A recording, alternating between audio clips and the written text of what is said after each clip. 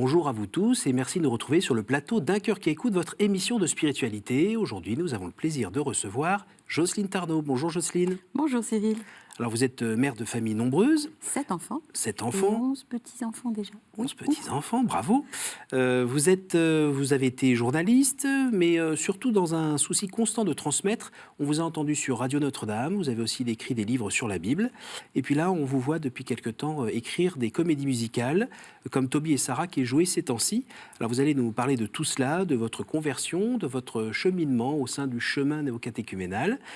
Mais juste avant, je vous invite à nous lire un extrait de texte que vous avez choisi. Alors, c'est le moment où Toby et Sarah, enfin, se sont mariés et vont entrent dans la chambre nuptiale. Et Toby va faire une démarche très intéressante. On va l'écouter. Puis, on laissa Toby et on ferma la porte de la chambre. Il se leva et dit à Sarah, « Lève-toi, ma sœur.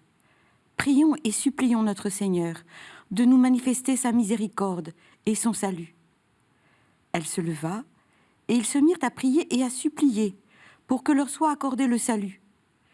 Et il se mit à dire, « Béni sois-tu, Dieu de nos pères, béni soit ton nom dans toutes les générations à venir, que te bénissent les cieux et toute la création dans tous les siècles.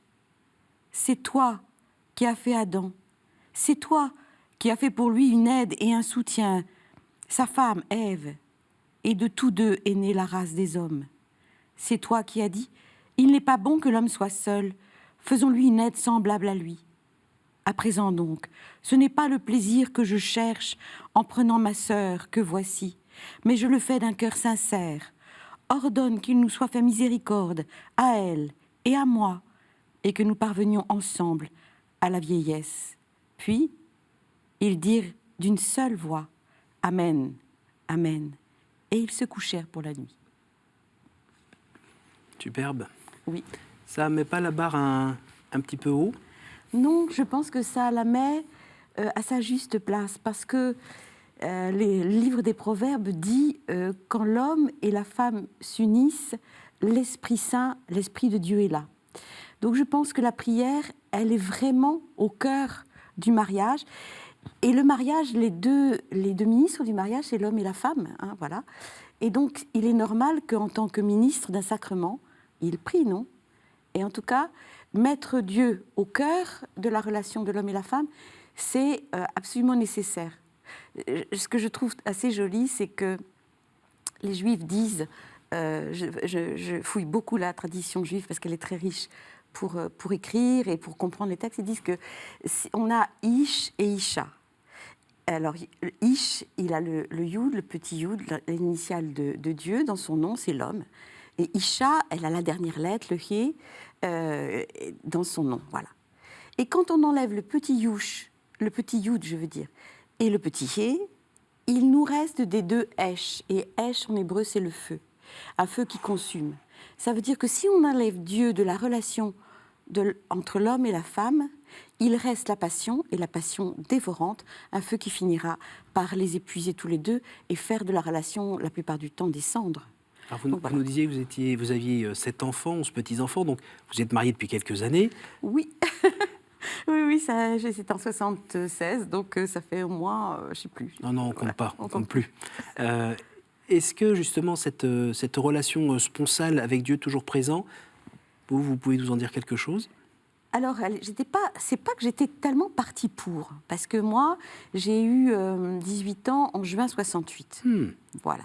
Donc déjà, le décor est planté. J'ai cru tout ce que ma génération a cru.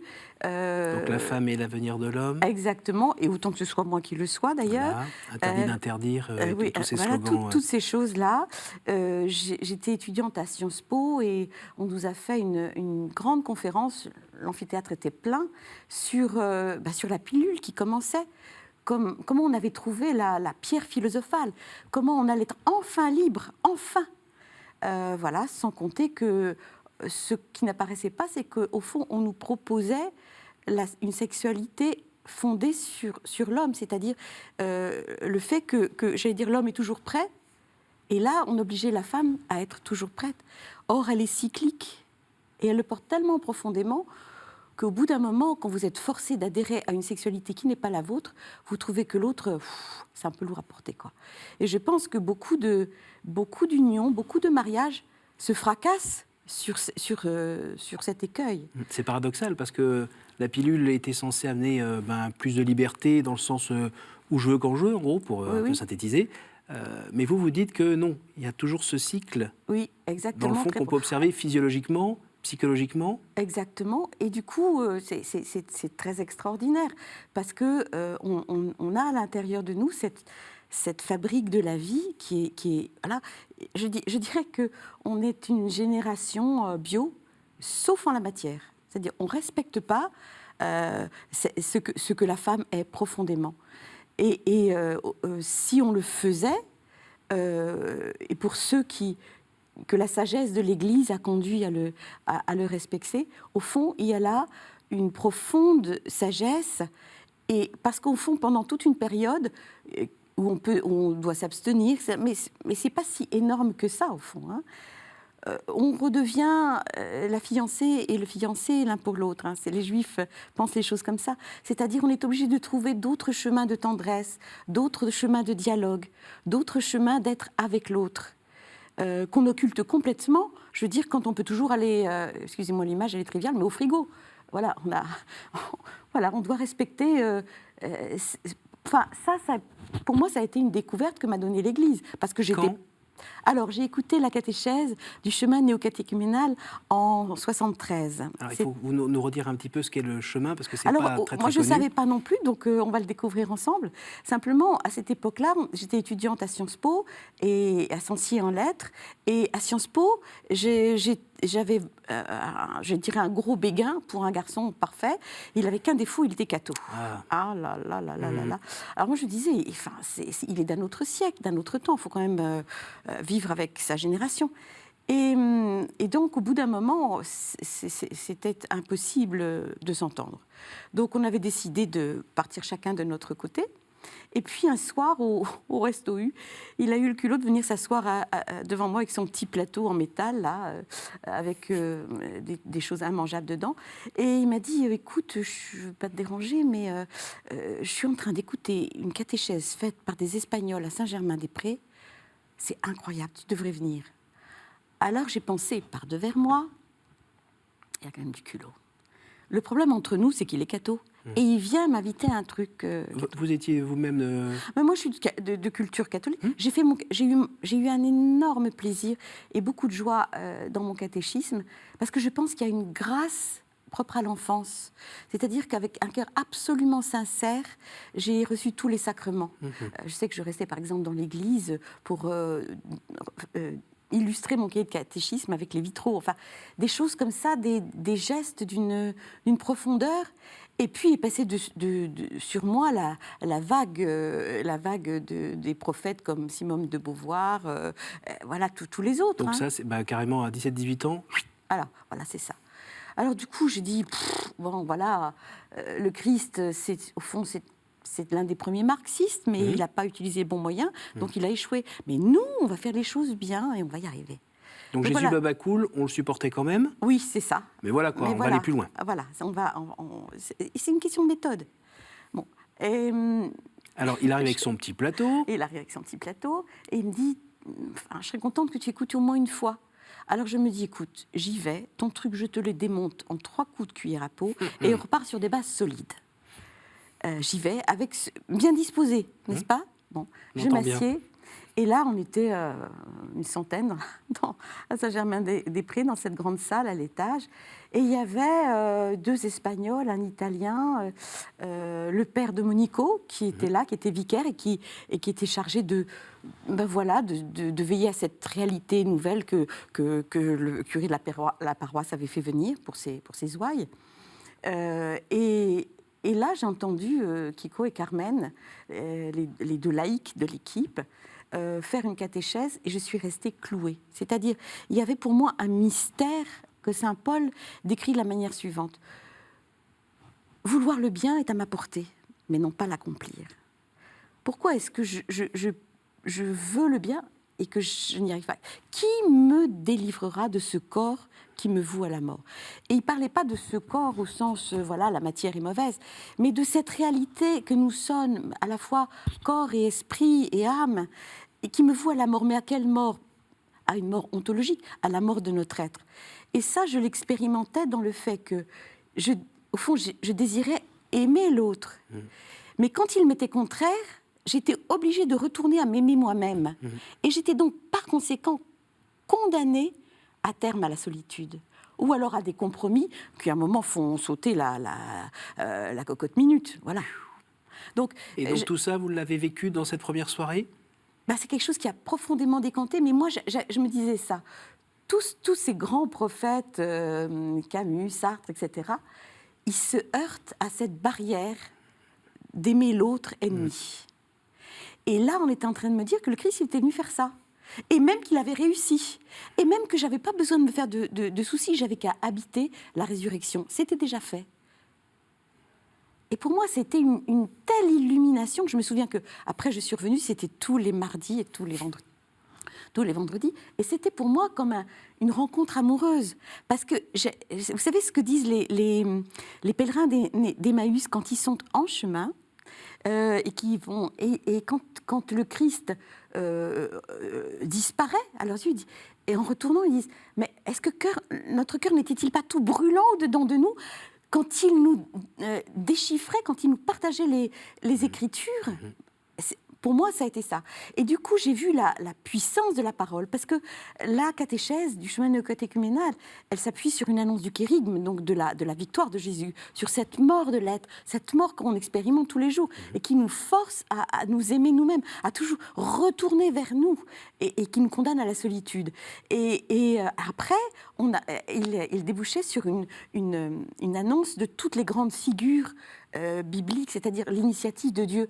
Moi, découvrir que la foi, ce n'était pas un effort qui venait de moi, c'était une rencontre que Dieu faisait avec moi, un choc qu'il faisait avec moi à travers sa parole, par des envoyés, des personnes qui étaient lambda, hein. Ils n'avaient pas l'auréole autour de la tête. Hein. Kiko et Carmen, c'est des gens extrêmement existentiels, ils sont plein de la chair humaine. Hein. Voilà. Et pour moi, je me disais, mais alors, je n'ai pas besoin de devenir... de m'élever, Non, j'ai juste à être où je suis. Parce que c'est là que le Seigneur va me rencontrer. Il est venu pour les pécheurs. C'est votre cerveau qui a été touché en premier? C'est votre cœur? C'est votre corps? Parce que ce que j'ai aimé par-dessus tout, c'était l'adéquation entre l'annonce, la voix, et ce qu'il disait. Moi, j'avais fait de l'espagnol, donc je comprenais très bien. Mon futur époux, parce que ce garçon, il a fini par être mon époux, parce que je me suis dit, je peux l'épouser, puisque la mort qui est entre nous, Jésus-Christ l'a vaincu. Elle a une bonne idée de vous inviter quand même. Oui, c'était quand même une belle intuition. Et souvent, quand je me fâche contre lui, je me souviens quand même de ça. Je dis quand même, sans lui, bon. Voilà, mais... Et ce que j'avais trouvé formidable dans ça, c'était que... Kiko et Carmen, et puis le père Mario qui était avec eux, ils parlaient de Jésus-Christ vraiment comme quelqu'un qui les avait rencontrés. Kiko, c'est un peintre. Il peint très bien d'ailleurs, et il peint toujours. Et un garçon qui avait tout pour lui, parce qu'il remportait des prix, etc. Mais à un moment, il a fait une expérience, il vivait de manière, bien qu'il ait été catholique de tradition, il vivait d'une manière très existentielle, c'est-à-dire buvons et mangeons car demain nous mourrons. Voilà. Il vivait du côté de Madrid? Madrid, il est madrilène. Et à un moment, il était près de se tuer, de se suicider. Parce qu'il disait, mais ça sert à quoi ça sert à quoi de vivre? Ça n'a aucun goût, aucun sens. Et arrivé à ce moment, il s'est mis à genoux et il a demandé au Seigneur, écoute, si tu es vivant, fais quelque chose. Et là, il a eu une expérience, j'allais dire, du cœur, hein, vraiment, d'une rencontre, ce choc, il appelle ça le toucher de Dieu. Et du coup, il s'est dit, il y a une chose que je sais maintenant, c'est que si je veux rencontrer Jésus-Christ, il est forcément présent dans les pauvres, parce qu'il a dit ça, que si je veux le chercher quelque part. Alors il a laissé tout, la peinture, les machins, les trucs, tout ça, la réussite qu'il avait, il a pris sa Bible, Il a pris sa guitare, parce qu'il joue très très bien de la guitare, et il est allé dans les bidonvilles de Palomas Altas. Est-ce que vous aussi, vous pourriez nous dire qu'il y a un moment où vous avez été comme ça touché? Dans la catéchèse. C'est ça. Dès la première? Oui, parce que sinon je serais pas revenue. Comment décrire ce côté touché? Je sais pas, c'est comme c'est une réponse. C'est-à-dire, moi, à 10 ans, une nuit, je me suis réveillée. À 10 ans, c'est pas vieux. Hein. Je me suis dressée sur mon lit parce que je venais de comprendre, mais en songe, que j'allais mourir. Pas que j'allais mourir tout de suite, mais que j'étais un être pour la mort. Voilà. Et c'était pas possible. Parce que c'est pas possible de sentir l'être et de savoir qu'on est pour la mort. C'est pas possible. Il y a un scandale. Il y a un scandale. Alors je m'étais dit, il faut que je fasse quelque chose. Au fond, une barrière contre l'océan, hein, dirait Duras. Il faut que je fasse quelque chose. Que j'existe un peu. Et qui existe sur les noms de rue, c'est qui? C'est Victor Hugo, c'est Albert Camus. Je vais être écrivain, parce que j'ai toujours aimé l'écriture. Voilà, je vais écrire. Oui, mais c'est un peu risqué quand même, parce qu'on peut être un très mauvais écrivain, oui. C'est pas... Et je me suis tout d'un coup dit, mais j'étais vraiment gosse. Hein. Qu'est-ce que je peux faire pour toucher le plus possible de mes contemporains et au moins laisser une trace dans l'histoire, que quand on feuillette un livre d'histoire, il y a au moins 3 lignes pour moi. Et je me suis dit, Jocelyne, tu auras 50 ans en l'an 2000. C'est parfait pour être la première femme présidente de la République.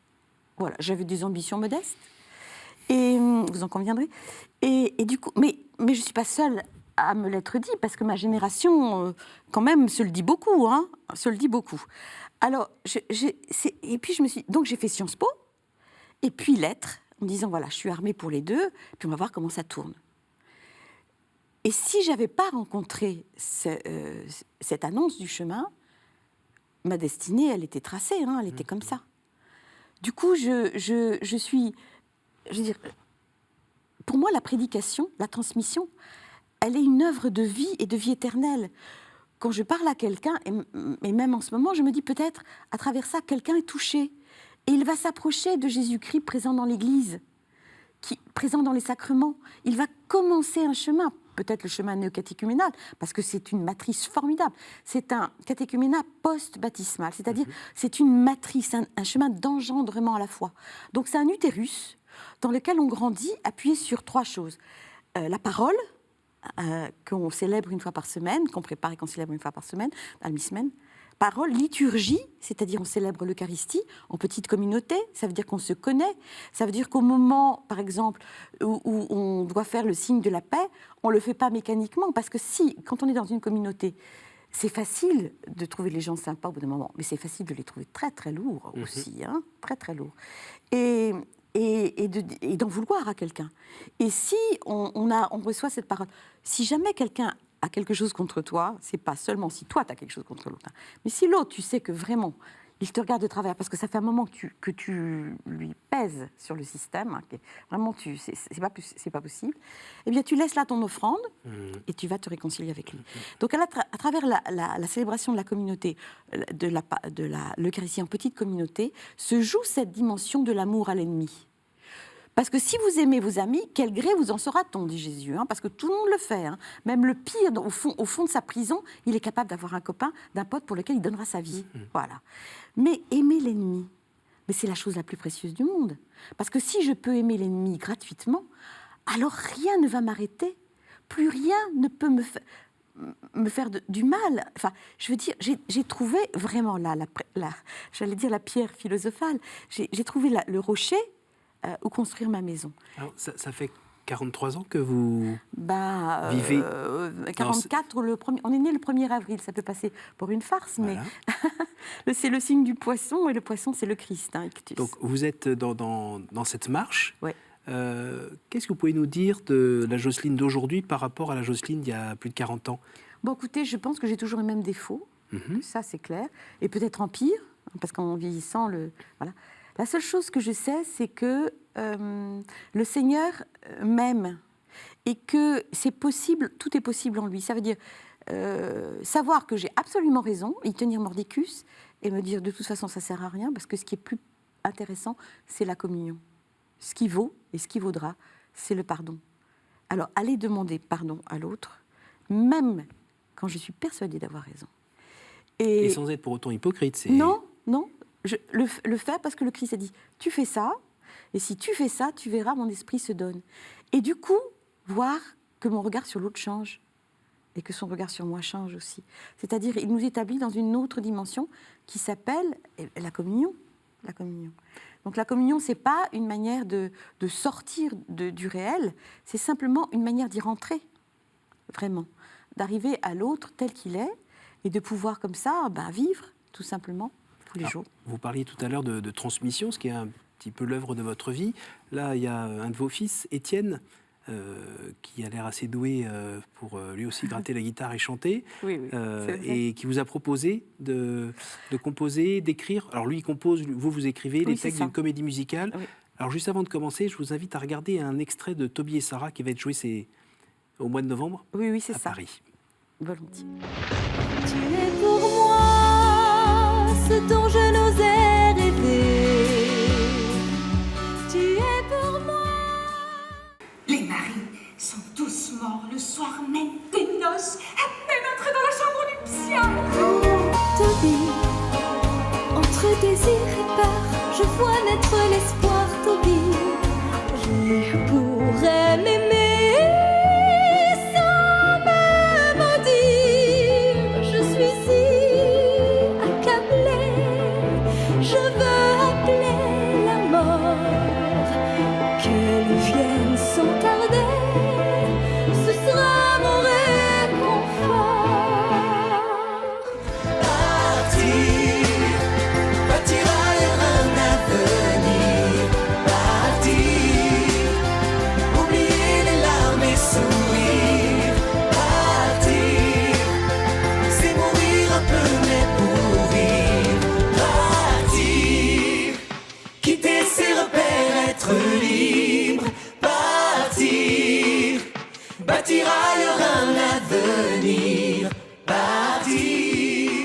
Alors on vient de le voir, il y a des couleurs, ça chante, ça danse. Bien sûr, oui. Oui, c'est une très belle histoire. On l'a vu au début, Toby et Sarah. On a commencé par Jonas, parce qu'un jour, Étienne, il a toujours chanté. Et je le soupçonne déjà qu'il chantait dans mon ventre. Parce que, alors, il a une passion pour le chant. Le Seigneur l'a doté d'une voix assez exceptionnelle. Il a un grand ambitus. Il couvre facile 2 octaves. Il chante, toujours chanter. Et à un moment, il est venu me voir en me disant, écoute, j'ai composé de la musique. Je vous dirais franchement que pour moi, la musique, c'est divin. C'est-à-dire qu'on est traversé par la musique. Et Étienne le dit, il dit, c'est pas que je compose, j'entends. C'est-à-dire que vraiment, la musique, elle a quelque chose de céleste, elle nous traverse. Et pour moi, c'était tellement extraordinaire que je lui ai dit, mais t'as jamais appris les notes, t'as pas fait de solfège, tu grattes ta guitare, mais enfin, bon, il y a un abîme entre les deux. Et il m'a dit, mais non, parce que j'entends. Et donc, elle m'a dit, mais tu ne veux pas m'aider à mettre des mots, parce que là, je ne sais pas très bien. Et on a très vite convenu d'écrire Jonas. Pourquoi ? Parce que Jonas, Jonas, c'est mon expérience aussi. Dieu l'appelle, il ne veut pas y aller. Franchement, c'est la mauvaise tête par excellence. Ça ne l'intéresse pas de sauver les autres, il n'en a rien à faire des Ninivites. Il n'a pas envie de mourir. Parce que annoncer Jésus-Christ dans cette génération, c'est quand même un peu mourir. On n'est pas sur un tapis roulant, ni même volant. Il faut quand même y aller. Donc, c'était très étonnant. Et il me dit, mais moi, j'aime beaucoup Jonas, justement parce qu'il n'est pas dans le cadre, quoi. Alors, je lui ai dit, écoute, j'ai tellement travaillé ce livre, je l'aime beaucoup, on va le faire. Et on est allé à la tradition juive et on l'a fait. Et ça a été plutôt un succès pour Jonas. Oui, 45 000 spectateurs, une centaine de représentations. Et on recommence le 14 décembre. On va le faire à Rueil, parce que c'est les 10 ans de Jonas, de sa création. Et on ne savait rien, on a juste créé... Et on s'est retrouvés avec ça, comme une poule avec un couteau. On s'est dit, mais qu'est-ce qu'on en fait de cette comédie musicale ? Et comme c'était près des JMJ de Cologne, on était voir notre curé, on lui a dit, Antoine, est-ce qu'on peut faire ça pour les jeunes, etc. Et de fil en aiguille, on a monté ça. Et Étienne voulait que ce soit des professionnels. C'est-à-dire, il disait, je ne veux pas qu'on nous regarde en disant, vous êtes gentil, c'est gentil, c'est intéressant. Non, on voulait que celui qui est loin, la forme puisse l'attirer, en sorte qu'il dise, bah, je ne savais pas qu'il y avait des histoires comme ça dans la Bible. C'est-à-dire un peu la pastorale du parvis au Moyen-Âge. Les mystères qu'on jouait devant. Les badauds s'arrêtaient. Et si, à travers ça, à travers l'art, au fond, qui a ce pouvoir, Jean-Paul le disait, de nous toucher au cœur, tout d'un coup, ils franchissaient le seuil et ils entraient dans l'Église. Donc l'idée, c'est ça. C'est de semer largement et de faire que ceux qui sont loin, ils aient comme ça, et même ceux qui sont près, un contact avec l'Écriture qui ne suppose pas la foi, parce qu'on déteste le prêchi-prêcha. L'idée, c'est pas... vous êtes là, vous êtes assis, bon, maintenant, vous allez écouter ce que j'ai à vous dire. Non, qu'on soit juste séduit, parce que l'histoire est belle, et qu'il chante bien, et qu'au fond, cette parole, elle nous grandit, parce qu'elle est profondément humaine. Alors Jocelyne, je suis obligée de vous arrêter parce qu'on arrive à la fin de l'émission. Et vrai. Je sais que sur les comédies musicales, vous pourriez tenir encore un long moment. Oh là là. Alors j'invite les gens à aller voir Toby et Sarah pour se faire un avis. Donc je rappelle les dates où vous voulez peut-être le faire. On va le faire, j'ai pris mon petit pense-bête. Voilà, j'avais noté ça là. Cyril. Les 10 et 24 novembre à Saint-Léon, là on vient juste de le jouer, on vient juste de le jouer à Saint-Cloud, voilà, dans cette très très belle salle de Saint-Cloud. Là, après, on le jouera le 28 novembre, donc le 10 et le 24 novembre à Saint-Léon, dans le 15e, le 28 à Boulogne, au Carré Bellefeuille, toujours dans une très belle salle. Et puis, on enchaînera avec Jonas, le 14 décembre, le 19 à Boulogne, au Carré Bellefeuille, le 2 février à la Chandeleur, à Asnières, le 9 février à Saint-Léon, pour les Parisiens, et le 23 mars à Bourg-la-Reine. Et on aura fini donc là, les 10 ans de Jonas qu'on aura fêté avec ces représentations.